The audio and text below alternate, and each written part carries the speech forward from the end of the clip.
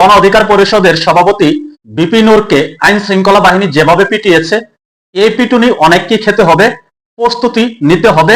মায়ের সামনে অপেক্ষা করছে আইন শৃঙ্খলা বাহিনী, তাদেরকে পিটাবে এবং ছাত্রলীগ, আওয়ামী লীগ, স্বেচ্ছাসেবক লীগ, যুবলীগ তাদেরকে ধরে ধরে পিটাবে। বাংলাদেশের রাজনীতিতে প্যারালালি অনেকগুলো ডেভেলপমেন্ট হচ্ছে। আমরা যখন একটা বিষয়ে কথা বলি ভাববেন না যে ওইটাই একটা বিষয়, আরো একই সাথে অনেক ঘটনা ঘটছে। আবার আপনারা অনেক প্রশ্ন করেন আমাদের, কিন্তু কোনো প্রশ্নেরই আসলে স্ট্রেইট ফরওয়ার্ড এই মুহূর্তে উত্তর নেই। তবে যেহেতু প্রশ্নগুলো উত্থাপিত হচ্ছে, প্যারালালি অনেক ডেভেলপমেন্ট হচ্ছে, কোথাও না কোথাও গিয়ে আমরা পৌঁছবো। ধারণা করা হচ্ছিল যে সেপ্টেম্বর মাসে কোনো একটা চেঞ্জ হতে পারে, কিন্তু এর মাঝখানে আবার যে অ্যাপিল ডিভিশনের যে কেয়ারটেকার গভর্নমেন্টের বিষয়ে একটা রিভিউ জাজমেন্টের ডেট ঠিক করেছে, 21শে অক্টোবর তারা তাদের অবজারভেশন দেবেন। দর্শক, ঢাকা বিশ্ববিদ্যালয় এবং জাহাঙ্গীরনগর বিশ্ববিদ্যালয়ের ছাত্র সংসদ নির্বাচনে একচ্ছত্র আধিপত্য বিস্তার করে শিবিরের যে জয়, সেই জয়ের ফলে জামাত ইসলামের রাজনৈতিক যে অবস্থা, রাজনৈতিক যে স্ট্যাটাস, সেটা অনেকখানি বেড়ে গেছে এবং তারা বেশ উৎফুল্ল অবস্থায় রয়েছে। ডক্টর মোহাম্মদ ইউনূসের এখন আসলে মানে পরম করুণাময়ের দিকে তাকিয়ে থাকার কথা, মানে তার আল্লাহ আল্লাহ করার কথা যে এই যে মহা বিপদ, এই তরণী তাকে শুধুমাত্র পরম করুণাময়, মহান, শক্তিমান, সর্বশক্তিমান ছাড়া আর কেউ পার করতে পারবেন না। আসসালামু আলাইকুম রহমতুল্লাহ। প্রদর্শক, নতুন এক ভিডিওতে আপনাদের সকলকে স্বাগতম। প্রদর্শক, আপনারা ভিডিওর শুরুতে ভিডিওর বিশেষ কয়েকটা অংশ এবং থাম্বনেল দেখে বুঝে গেছেন যে আসলে কতটা গুরুত্বপূর্ণ নিউজ হতে চলেছে। প্রদর্শক, এই জন্য বলবো আপনারা ভিডিওগুলো না টেনে সম্পূর্ণ দেখবেন, তাহলে আপনারা সম্পূর্ণ বিষয়ে বিস্তারিত জানতে পারবেন। চলুন তার কথা না বাড়ি একটি লাইক দিয়ে আমরা সকল বিশ্লেষণ করে আলোচনাগুলো একে একে দেখে আসি। চলুন। অন্তর্বর্তীকালীন সরকারের প্রধান উপদেষ্টা ডক্টর মোহাম্মদ ইউনূসের এখন বিএনপি এবং জামায়াতে ইসলামীর দ্বন্দ্ব আর পরস্পরের মধ্যে ভীষণ তিক্ত সম্পর্কের জেরে একেবারে জেরবার অবস্থা। মানে তার ওই যে ঐকমত্য কমিশনে তিনি যাকে বসিয়েছেন প্রফেসর আলী রিয়াজ, সেই প্রফেসর আলী রিয়াজের এখন আর কোনো সাধ্য নাই জুলাই সনদ বিষয়ে কোনো ঐকমত্যে পৌঁছানোর এবং জুলাই সনদটা চূড়ান্ত করার। তো এই অবস্থায় ঐকমত্য কমিশনে প্রফেসর আলী রিয়াজ ডেকে এনেছিলেন বড় মোড়ল ডক্টর মোহাম্মদ ইউনূসকে। ডক্টর মোহাম্মদ ইউনূস এসে একেবারে বিপরীত প্রান্তে বসে থাকা দুটো পক্ষ, মানে বিএনপি একা আর জামায়াতে ইসলামী সহ তার সমমনা দলগুলো বা অন্যান্য দলগুলো, এই দুই পক্ষের উদ্দেশ্যে যে ধরনের ছেলে ভোলানো বক্তৃতা রেখেছেন, সেই আবল তাবল বক্তৃতার কথা শুনলে আপনাদের মনে পড়বে যে অনেক সময় হয় না যে মানে সিনেমায় আমরা দেখি না, বাস্তবের থেকেই সেটা ধার করা, যে দুই ভাইয়ে জমি জমা নিয়ে চরম বিবাদ দ্বন্দ্ব লেগে গেছে, কে কোন জমিটা পাবে বাবা মরলে।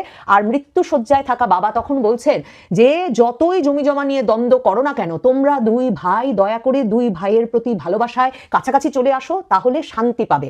আপনাদের পড়ে শোনাবো একেবারে সেই কথাগুলোই ডক্টর মোহাম্মদ ইউনূস বিএনপি আর জামাতের উদ্দেশ্যে বলেছেন, এবং বলে একরকম বলেছেন, মানে তার গলার সুরে, কথার সুরে পরিষ্কার যে তার অবস্থা ছেড়ে দেমা কেঁদে বাঁচি, কোনোভাবে একটা ঐক্যে পৌঁছক এই দুই দল, তাহলে তিনি শেষ পর্যন্ত নির্বাচন দিয়ে একটা সামনের দিকে হাঁটতে পারবেন। মানে যমুনায় বাস, যেই প্রধান উপদেষ্টার পদে বসে থাকার প্রতি ডক্টর মোহাম্মদ ইউনূসের দূরদর্মনীয় আকাঙ্ক্ষা, সেই আকাঙ্ক্ষায় রীতিমতো পানি ঢেলে দিয়েছে। তার সিংহাসন কাঁটার সিংহাসনে পরিণত হয়েছে বিএনপি আর জামাতের মধ্যে এই সম্পর্কের দুরবস্থার কারণে। আমার দেশ পত্রিকা থেকে পড়ে শোনায়, প্রধান উপদেষ্টা বলেছেন, প্রথমত ফেব্রুয়ারির প্রথমার্ধে মহোৎসবে নির্বাচন হবে এবং জাতির সত্যিকার নবজন্ম হবে। এটা শুধু নির্বাচন না, এটা নবজন্ম। ভাবতে পারেন, জাকসু নির্বাচন, ডাকসুতে 40,000 ভোট ছিল আর জাকসুতে ভোট ছিল 11,000, পড়েছিল মাত্র 7-8 হাজার ভোট। এই দুই ভোটের নির্বাচন সামাল দিতে ডক্টর মোহাম্মদ ইউনূস সরকারের জেরবার অবস্থা হয়েছে। মানে ডাকসু নির্বাচনের পর যাতে সংঘাত না হয়, তা নিয়ে 3 উপদেষ্টা বিএনপি জামায়াতের শীর্ষ পর্যায়ের নেতৃবৃন্দের সঙ্গে ঢাকায়, লন্ডনে কথা বলেছেন, যাতে নির্বাচনের ফলাফলের পর দুই দল সংঘাতে না জড়িয়ে পড়ে। আর জাকসু নির্বাচন তো বিএনপি মেনেই নিচ্ছে না, এই হচ্ছে অবস্থা। আর উনি নাকি জাতীয় নির্বাচন মহোৎসবের মতো করবেন। এরপর তিনি বলেছেন জুলাই সনদ বিষয়, মানে এখন মূল সমস্যাটা কি দেখেন কতটা মানে দূরে দুই দলের অবস্থান। জুলাই সনদের একটা আইনি ভিত্তি চায়। জামায়াতে ইসলামীর নেতা সৈয়দ মোহাম্মদ তাহের তো এমন কথাও বলেছিলেন যে তিনি ক্ষতিপূরণ চাইবেন যদি জুলাই সনদ কোনো আইনি ভিত্তি না পায়। তাহলে এই যে মাসের পর মাস তাদেরকে সময় নষ্ট করানো হলো এই ঐকমত্য কমিশনের বৈঠকে আলী রিয়াজের দরবারে, এই জন্য তিনি প্রয়োজনে ক্ষতিপূরণ চাইবেন। এবং জামায়াতে ইসলামী খুব শক্ত অবস্থান নিয়েছে, তারা এর আইনি ভিত্তি চায়। কারণ জামায়াতে ইসলামীর যুক্তি হচ্ছে, স্পষ্টত তারা এখন বলেছে যে তারা মনে করে ডক্টর মোহাম্মদ ইউনূস সরকারেরও কোনো সাংবিধানিক ভিত্তি নাই। 2024-এর 5ই আগস্টের পর থেকে যা হচ্ছে তার কোনো সাংবিধানিক ভিত্তি নাই। এবং জামায়াতে ইসলামীর কেন্দ্রীয় নেতা বড় আইনজীবী ব্যারিস্টার শিশির মনির এই ঐকমত্য কমিশনে দাঁড়িয়ে বৃহস্পতিবার বলে এসেছেন, তারা মনে করেন সাংবিধানিক যে বৈধতা ডক্টর মোহাম্মদ ইউনূস সরকারের, এটা কখনো না কখনো আদালতে চ্যালেঞ্জের মুখে পড়বেই। এবং বলে তারা সরাসরি বলেন যে এই যে সরকার যে মিথ্যা কথা বলেছে যে বিচারপতিরা বসে সুপ্রিম কোর্টের রেফারেন্সের ভিত্তিতে ডক্টর মোহাম্মদ ইউনূস সরকার গঠিত হয়েছে, এটা যে মিথ্যা কথা সেটা তারা জানেন এবং এটা তারা চ্যালেঞ্জ করবেন বা অন্য কেউ চ্যালেঞ্জ করবে যে কোনো সময়। এই অবস্থায় জামায়াতে ইসলামী বলছে একটা বিশেষ সাংবিধানিক আদেশ দেওয়ার মাধ্যমে গত বছরের 5ই আগস্ট থেকে সবকিছুকে একটা বৈধতা দেওয়া এবং সেই সাংবিধানিক আদেশকে, যার অন্তর্ভুক্ত হবে এই জুলাই সনদও, সাংবিধানিক আদেশকে বর্তমান সংবিধানের ওপরে স্থান দেওয়া। আর বিএনপির অবস্থান হচ্ছে যে কোনো আইনি ভিত্তি দেওয়ার বিষয়ে বা সংস্কার জুলাই সনদের বিষয়ে এখন ঐকমত্য হয়ে যাক, কিন্তু এটা একটা জেন্টলম্যানস এগ্রিমেন্টে থাকুক, মানে ভদ্রলোকের এক কথা টাইপ, সকল রাজনৈতিক দলের ঐকমত্য হবে এবং কেউ কথার বরখেলাপ করবে না, সবাই প্রতিশ্রুতি রক্ষা করবে, এই বিশ্বাসের উপর জুলাই সনদের কাজটা আপাতত শেষ হোক। জুলাই সনদের যা যা সংস্কার প্রস্তাব সেটা সংসদের মাধ্যমে অনুমোদন করে সংবিধানের অন্তর্ভুক্ত করা হবে পরবর্তী সংসদে, মানে নির্বাচনের পর নির্বাচিত সংসদের মাধ্যমে। বুঝেছেন কতটা পার্থক্য? বিএনপি বলছে যেহেতু জনগণ গ্রহণ করে ফেলেছে, এই সরকারের সাংবিধানিক বৈধতা আছে কি নাই, এই লেজিটিমেসি নিয়ে, এই বৈধতা নিয়ে প্রশ্ন করা উচিত না, তাহলে স্থিতিশীলতা নষ্ট হবে। তার মানে এই দুই দলের পার্থক্যের জায়গাটা বিরাট জুলাই সনদ বিষয়ে। তারপর দেখেন যে নির্বাচন মহোৎসবের মতো করতে চান ডক্টর ইউনূস, বিএনপি চায় প্রচলিত পদ্ধতিতে নির্বাচন, জামায়াতে ইসলামী এনসিপি সহ দলগুলো চায় আনুপাতিক প্রতিনিধিত্ব পদ্ধতিতে, বিশেষ করে জামায়াতে ইসলামী এবং ইসলামী আন্দোলন বাংলাদেশ চরমনাই পীরের দল, এই দুটো দল স্পষ্ট বলে দিয়েছে তারা আনুপাতিক প্রতিনিধিত্ব পদ্ধতি ছাড়া নির্বাচনে যাবে না। বিশেষ করে এই যে জুলাই সনদের মাধ্যমে নাকি উচ্চকক্ষ আনা হচ্ছে, মানে এরকম নানা কিছু তো তারা ঠিক করে ফেলছেন, তো সেই উচ্চকক্ষের নির্বাচনটাও কিন্তু বিএনপি আনুপাতিক প্রতিনিধিত্ব পদ্ধতিতে করতে চায় না। জুলাই জামায়াতে ইসলামীর কথা হচ্ছে উচ্চকক্ষের নির্বাচনটা তো অন্তত অবশ্যই আনুপাতিক প্রতিনিধিত্ব পদ্ধতিতে হতেই হবে। এই যখন অবস্থা, মানে পরস্পরের পার্থক্য এতটা, তখন ডক্টর মোহাম্মদ ইউনূস বলেছেন যে সমঝোতার রাস্তা শুরু করেছি তা থেকে বের হওয়ার কোনো সুযোগ নেই। বললাম না যে ওই যে পরিবারের শেষ মৃত্যুশয্যায় থাকা বাবা বলছেন যে যতই হোক তোরা দুই ভাই, তোদের উপায় নেই এই পরিবার ছেড়ে যাওয়ার, সেরকম ভাবে তিনি বোঝানোর চেষ্টা করছেন এ সমঝোতায় আসতেই হবে। আমি হয়তো গায়ের জোরে বলছি কিন্তু কথাটা ফেলে দেওয়ার উপায় নেই। তারপর তিনি বলেন আমরা নানান যুক্তি দিতে পারি, যুক্তির কোনো শেষ নাই, কিন্তু সমাধানের পথে থাকতে হবে। অনেকের মনে হয়তো কষ্ট হবে, কষ্ট হলেও মেনে নিচ্ছি, কিন্তু পরে শান্তি পাবেন, দেশ শান্তি পাবে বলে, কারণ দেশের শান্তি বড় শান্তি। আমরা বিতর্কের মধ্যে থেকে গেলে সেটা কখন বিস্ফোরিত হবে, বিতর্কের মধ্য থেকে কে কোন দিকে চালু করে দেবে, মানে ওনার মনে ভয় আওয়ামী লীগ চলে আসবে বিতর্কের মধ্যে, এটার কোনো ঠিক নেই। মানে উনি সত্যি মনে করেন উনি এসব ছেলে ভোলানো কথা বলবেন, আর জামায়াতে ইসলামী আর বিএনপির মতো দুটো রাজনৈতিক দল আলী রিয়াজের দরবারে বসে একমত হয়ে যাবে যে ঠিক আছে, তাহলে ভাই আপনি বলেন কোন পদ্ধতিতে নির্বাচন চান, তাহলে ভাই আপনি বলেন যে সংসদ সংস্কারগুলোকে সংবিধানে আনবে নাকি এখনই সাংবিধানিক আদেশের মাধ্যমে বা গণভোটের মাধ্যমে সংবিধানে পরিবর্তন আনতে হবে, ভাই আপনি যা বলবেন তাই ঠিক আছে। উনি সত্যি ডক্টর মোহাম্মদ ইউনূস এই প্রত্যাশা করছেন? এরপর ডক্টর মোহাম্মদ ইউনূস বলেছেন যে ঐকমত্য কমিশনের কোনো নজির এর আগে নাই, মানে সত্যি সত্যি আলাপে বসবে কিনা এসব নিয়ে তার টেনশন ছিল, চিন্তা ছিল, কোন দিকে যাবে, কথার শুরুতে কলাপস করে যাবে, কারো মুখ দেখা দেখি নাই এরকম হয়ে যাবে। কিন্তু দীর্ঘপথ অতিক্রমের পর আমি অভিভূত হয়েছি, সিদ্ধান্ত নিয়ে যে আপনারা ভবিষ্যতের জন্য প্রস্তুতি হচ্ছেন। এরপর তিনি বলেন আসলে এই ঐকমত্য কমিশন থেকে এমন নজির সৃষ্টি করতে হবে যে নজির সারা বিশ্ব দেখবে এবং অনুসরণ করার চেষ্টা করবে, খুঁতওয়ালা নজির না। এ আবেদন আমার। এই ডিটো, এই হুবহু বাক্যটা উনি আরেকটা কমিশনকে বলেছিলেন। সংস্কারের প্রস্তাব নিয়ে আসার জন্য সংস্কার কমিশন তো অনেকগুলো গঠিত হয়েছিল, তাদেরকে বলেছিলেন তিনি জানেন এই কথাটা, যে এমন নজির আপনারা তৈরি করবেন যেই নজির সারা বিশ্ব দেখবে এবং অনুসরণ করার চেষ্টা করবে। গণ অধিকার পরিষদের সভাপতি বিপি নূরকে আইন শৃঙ্খলা বাহিনী যেভাবে পিটিয়েছে, এই পিটুনি অনেককে খেতে হবে, প্রস্তুতি নিতে হবে। মায়ের সামনে অপেক্ষা করছে আইন শৃঙ্খলা বাহিনী, তাদেরকে পিটাবে এবং ছাত্রলীগ, আওয়ামী লীগ, স্বেচ্ছাসেবক লীগ, যুবলীগ তাদেরকে ধরে ধরে পিটাবে, এমনটি আশঙ্কা করছেন গণ অধিকার পরিষদের অন্যতম নেতা, গণ অধিকার পরিষদের সাধারণ সম্পাদক রাশেদ খান। রাশেদ খান কি বলছেন একটু শুনে নেন। নুরুল হক নূর হাসপাতালের বিছানায়, শুধুমাত্র নুরুল হক নূর হাসপাতালের বিছানায় না, আগামীতে আপনাকে কিন্তু এইভাবে আইসিইউতে আসতে হতে পারে। সুতরাং এই ঘটনার অবশ্যই বিচার হতে হবে, অন্যথায় আগামীতে যারা জুলাই বিপ্লবের নায়ক তাদেরকেও কিন্তু এই বিভিন্ন বাহিনীর সদস্যরা বা ছাত্রলীগ, যুবলীগের ক্যাডাররা আশকারা পেয়ে তারা কিন্তু রক্তাক্ত করতে পারে, হাসপাতালে পাঠাতে পারে। সুতরাং আমি মনে করি শুধুমাত্র নুরুল হক নূর আক্রান্ত হয়নি, পুরো বাংলাদেশ আক্রান্ত হয়েছে। সুতরাং যারা অন্যায় করেছে, অপরাধ করেছে, রক্তাক্ত করেছে, তাদের বিরুদ্ধে যদি সরকার ব্যবস্থা গ্রহণ না করে তাহলে 48 ঘন্টা পর আমরা এমন কর্মসূচি দিব, সরকার কিন্তু আমাদেরকে আর থামাতে পারবে না। আমরা এখনই বলছি না, কিন্তু সেটি হতে পারে যমুনা ঘেরাও অথবা সচিবালয় ঘেরাও স্পষ্ট কথা, স্বরাষ্ট্র উপদেষ্টার নির্দেশ ছাড়া এই ঘটনা ঘটেনি। স্বরাষ্ট্র উপদেষ্টা এই ঘটনার সাথে সম্পৃক্ত, যে কারণে স্বরাষ্ট্র উপদেষ্টাকে এই ঘটনার দায় নিয়ে অবশ্যই পদত্যাগ করতে হবে। অন্যথায় 48 ঘন্টা পরে যদি গণ অধিকার পরিষদের নেতাকর্মীরা সচিবালয় কিংবা যমুনা ঘেরাও করে, এর পুরোপুরি দায় বর্তাবে সরকারের উপরে। আমরা আজকের এই সাংবাদিক সম্মেলন থেকে আবারও সরকারের কাছে স্পষ্ট বার্তা দিচ্ছি, যদি নুরুল হক নূরের উপযুক্ত চিকিৎসা না হয়, যদি নুরুল হক নূরের কোনো ক্ষতি হয়, সেই দায় কিন্তু সরকার প্রধানকে নিতে হবে, স্বরাষ্ট্র উপদেষ্টাকে নিতে হবে। এখন পর্যন্ত আমরা এতবার বলার পরেও কেন এই স্বরাষ্ট্র উপদেষ্টাকে সরানো হলো না, কেন তাকে জবাবদিহিতার আওতায় হলো না, সেটি আমাদের মধ্যে এক ধরনের সন্দেহ তৈরি করেছে। এই ঘটনার সাথে অবশ্যই সরকারের দায় আছে এবং সেই দায় স্বীকার করে নিয়ে অবশ্যই স্বরাষ্ট্র উপদেষ্টাকে পদত্যাগ। গণ অধিকার পরিষদের সভাপতি ভিপি নূর যে ধরনের পিটুনি খেয়েছেন, এখনো তিনি আইসিইউতে চিকিৎসা নিচ্ছেন, যার কারণে এই মুহূর্তে নানান দাবি তুলছেন গণ অধিকার পরিষদের নেতা রাশেদ খান। রাশেদ খান বলছেন তাদের দাবি যদি মানা না হয় একটি বড় পদক্ষেপ নেবেন, কর্মসূচি ঘোষণা করবেন। সেই কর্মসূচি হতে পারে যমুনা ঘেরাও, সচিবালয় ঘেরাও। ভয়ের কিন্তু নানান কারণ আছে। সবচেয়ে বড় ভয় হলো আওয়ামী লীগ ফিরে আসা। আওয়ামী লীগ এই মুহূর্তে তাদের অস্তিত্বের জানান দিচ্ছে, রাজপথ দখল করার চেষ্টা করছে, প্রতিনিয়ত বিক্ষোভ মিছিল করছে। এটাই সবচেয়ে বড় ভয়ের কারণ রাশেদ খানদের জন্য। রাশেদ খানরা এই ভয়টাই পাচ্ছেন, আওয়ামী লীগ ফিরে আসবে, আওয়ামী লীগ এসে তাদের পিঠের চামড়া তুলবে। রাশেদ খান গতকালকেও একটি ফেসবুক পোস্ট দিয়েছিলেন লন্ডনে সান্ডা মাহফুজকে নিয়ে। সান্ডা মাহফুজ অর্থাৎ আমাদের বাংলাদেশের বিপ্লবীদের মাস্টার মাইন্ড এবং এই অন্তর্বর্তী সরকারের প্রভাবশালী উপদেষ্টা মাহফুজ আলমকে অবরুদ্ধ করেছিল আওয়ামী লীগের নেতা কর্মীরা। সেখানে মাহফুজ আলমকে লক্ষ্য করে ডিম নিক্ষেপ করা হয়েছিল। তারই প্রতিক্রিয়া ব্যক্ত করতে গিয়ে এই রাশেদ খান বলেছিল, এটি আপনার আমার জন্য অপেক্ষা করছে। আমি যদি এখনো সঠিক সিদ্ধান্ত না নিতে পারি, নিজেদের মধ্যে কাদা ছোড়াছুড়ি বন্ধ না করতে পারি, নিজেদের মধ্যে যদি ঐক্য তৈরি না করতে পারি, তাহলে আপনার আমার জন্য একই পরিণত হবে, তার চেয়ে ভয়ঙ্কর পরিণত হবে। ছাত্রলীগ, যুবলীগ, আওয়ামী লীগের সন্ত্রাসরা আমাদের ধরে ধরে পিটাবে।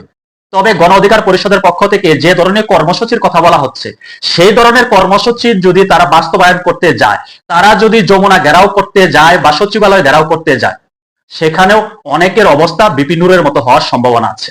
এটি আমার কাছে মনে হচ্ছে, প্রেক্ষাপট মনে হচ্ছে এই ধরনের চিত্র আবারও পুনরাবৃত্তি ঘটবে। ভিপি নূরের মতন অনেকটি হয়তো আইসিইউতে চিকিৎসা নিতে হবে। বলছিলাম এনসিপির রাজনৈতিক অবস্থান জামাত ইসলামকে নতুন সংকটের মধ্যে ফেলতে পারে। 21 টেলিভিশনের শিরোনামটা আপনারা দেখে নিতে পারেন। তারা বলছে জামাতের সঙ্গে যুগপথ কর্মসূচিতে যাচ্ছে না এনসিপি। এটা জামাতের জন্য একটা বড় সিগন্যাল। কি যুগপথ আন্দোলন? 4 দফা দাবি আদায়ে যুগপথ আন্দোলনের পথে হাঁটছে জামাত ইসলামী, জাতীয় নাগরিক পার্টি সহ জাতীয় নাগরিক পার্টি সহ 8টি রাজনৈতিক দল। গণমাধ্যমে প্রকাশিত এমন খবরকে ভিত্তিহীন বলে উড়িয়ে দিয়েছে এনসিপি। দলটি জানাচ্ছে তারা যুগপথ বা কোনো জোটে যাচ্ছে না। গতকালকে তারা একটা রাতে তাদের ফেসবুক পোস্টের মাধ্যমে এটা জানিয়ে দিয়েছে। ওই পোস্টে নাগরিক পার্টি, জাতীয় নাগরিক পার্টি, এনসিপি এখনো কোনো জোট বা যুগপথ আন্দোলনের বিষয়ে সিদ্ধান্ত গ্রহণ করেনি বলে জানিয়েছেন দলের জ্যেষ্ঠ যুগ্ম আহ্বায়ক ও রাজনৈতিক লিয়াজো প্রধান আরিফুল ইসলাম আদিব।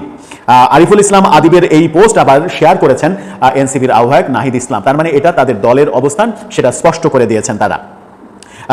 আদিব বলেছেন 4 দাবিতে 8 দলের যুগপথ কর্মসূচির যে নিউজ হয়েছে তা মিসলিডিং, অর্থাৎ ভুল নিউজ করা হয়েছে, এর সঙ্গে আমাদের কোনো সম্পর্ক নেই।